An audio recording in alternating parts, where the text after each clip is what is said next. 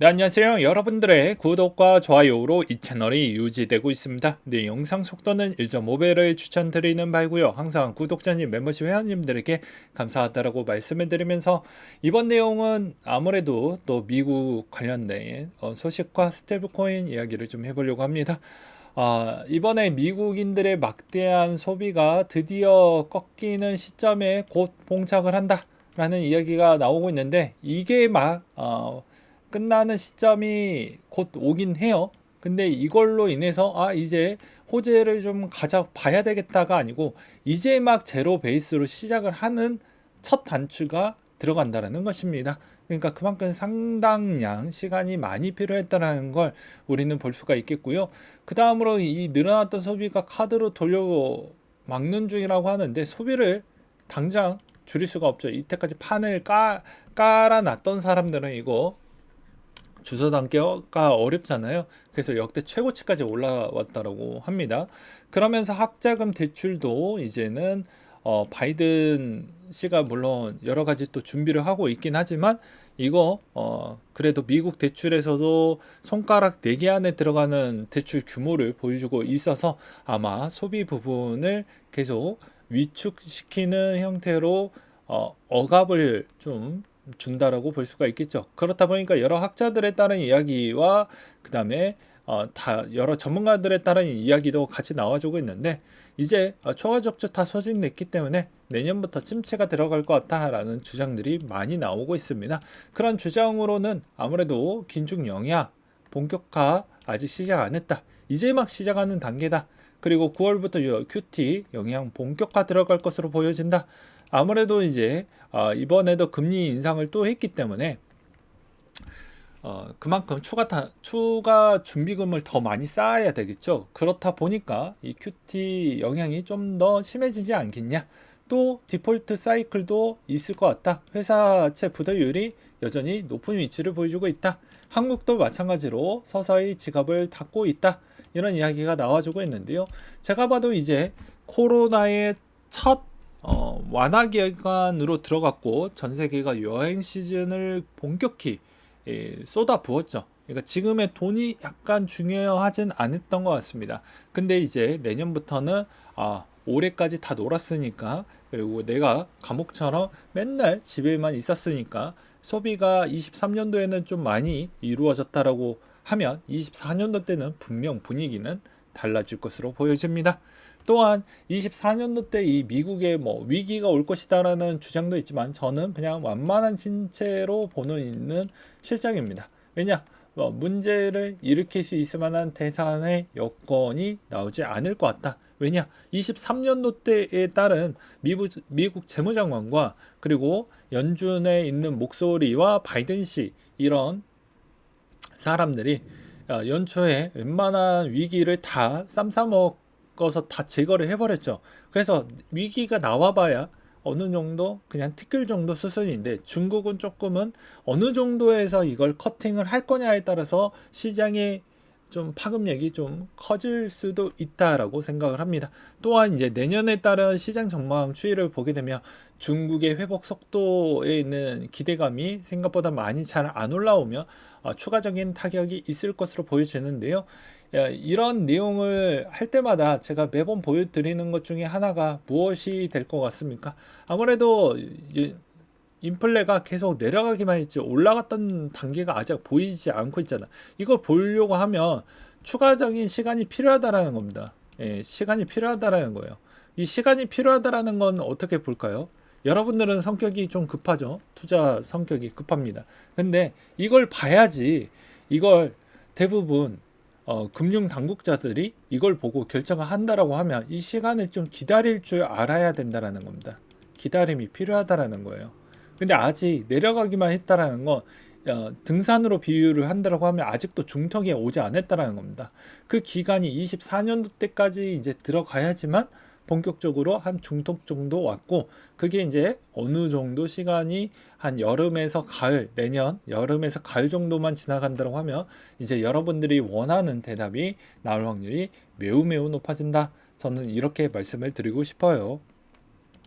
그래서 이제 11월 달 패드워치에 있는 기준금리 전망 추이도 만약을 위해서 계속 안정장치를 위한 금리를 한 번 더 남겨놨다라는 이야기를 하고 있고, 그 다음에 파월의 메시지도 야 아직 이제 막 내려왔는데 여기에서 한 번 더 올라가게 된다라고 하면 우리 입장도 난처할 수 있지 않겠냐라는 의견을 동시에 주었다라고 볼 수가 있습니다.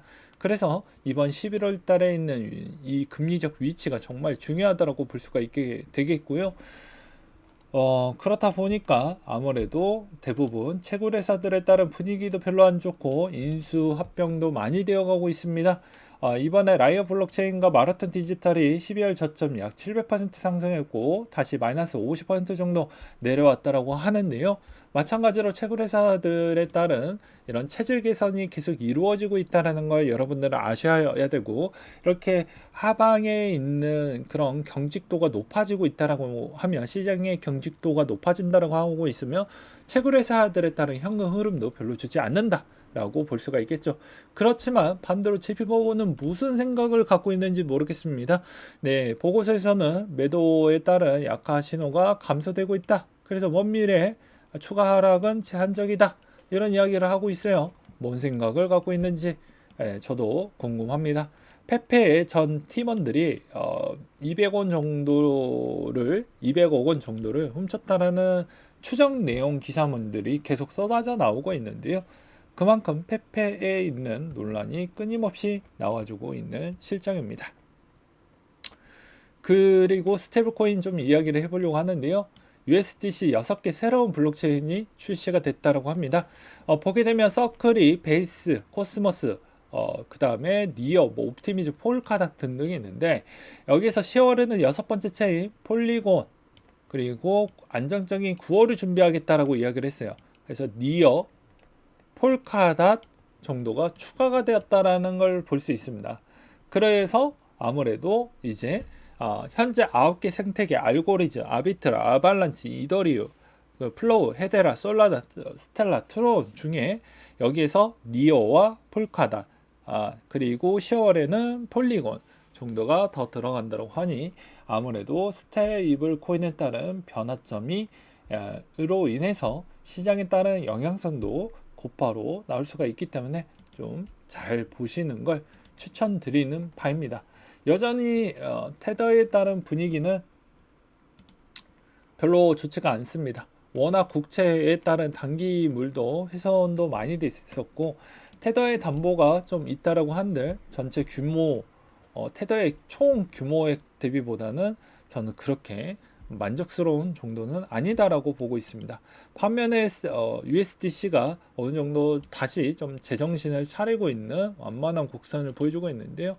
이것도 시장에 따른 파급력으로 이게 이제 자금의 흐름 형성이 계속해서 올라와 주길 바랄 뿐인데, 이게 너무 급격하게 올라가는 것도 잠깐은 생각을 좀 해볼 필요성이 있을 것 같기도 합니다.